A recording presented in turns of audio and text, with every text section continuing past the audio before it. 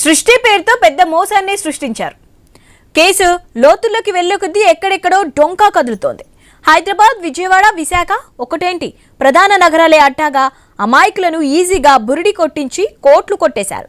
తిలపాపం తలా పిడికేడన్నట్లుగా ప్రైవేట్ వైద్యుల పాపాల్లో కొందరు ప్రభుత్వ డాక్టర్లు సాయపడ్డారు. ఇంతేనా, ఇంకా చాలా మంది వెలుగులోకి వస్తారా?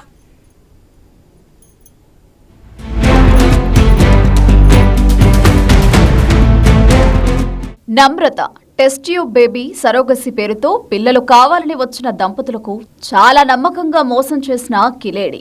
మేడం గారి మోసాలకు అంతే లేదు. సృష్టి టెస్ట్ ట్యూబ్ బేబీ సెంటర్ పేరుతో మోసాలు బయటపడడంతో గతంలోని అనుమతులు రద్దయ్యాయి. అనేక కేసులు నమోదయ్యాయి. అలవాటైన మోసాలు కావడంతో బెయిల్పై బయటకొచ్చినా కుదురుగా ఉండలేదు.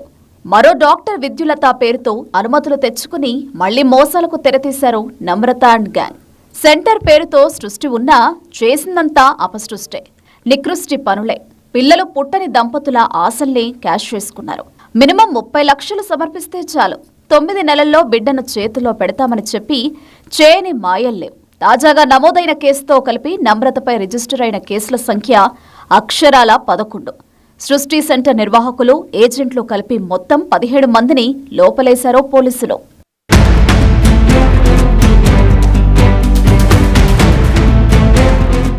ఈ కేసులో విచారించే కొద్దీ అక్రమాల సృష్టి పుట్టలుగా బయటపడుతోంది.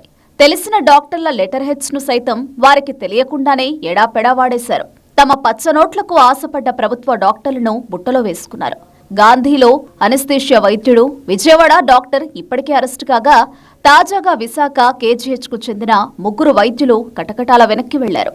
పైగా విశాఖలో సృష్టి అక్రమాల డొంకలో వైసీపీ మాజీ ఎమ్మెల్యే వాసుపల్లి గణేష్ తమ్ముడు వాసుపల్లి రవి లింకులు బయటపడడం ఇంకా కలవరపరిచే అంశం. పొలిటికల్ ఇమేజ్ ను బాగా వాడేశారని తెలుస్తోంది.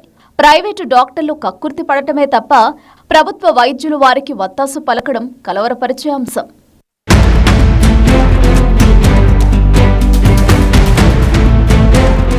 టెస్ట్ ట్యూబ్ బేబీ సరోగసి విధానాలను అడ్డం పెట్టుకుని పిల్లలు కావాలని వచ్చిన దంపతులను అడ్డగోలుగా మోసం చేసింది నమ్రత and co.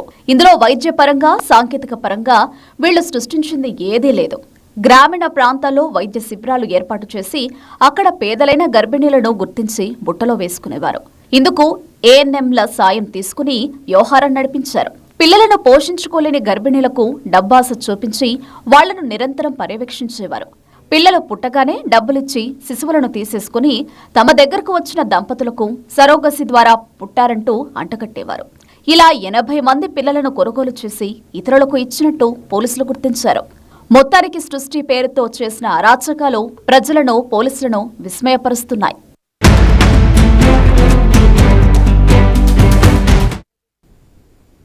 We'll tell a short break. Stay with us.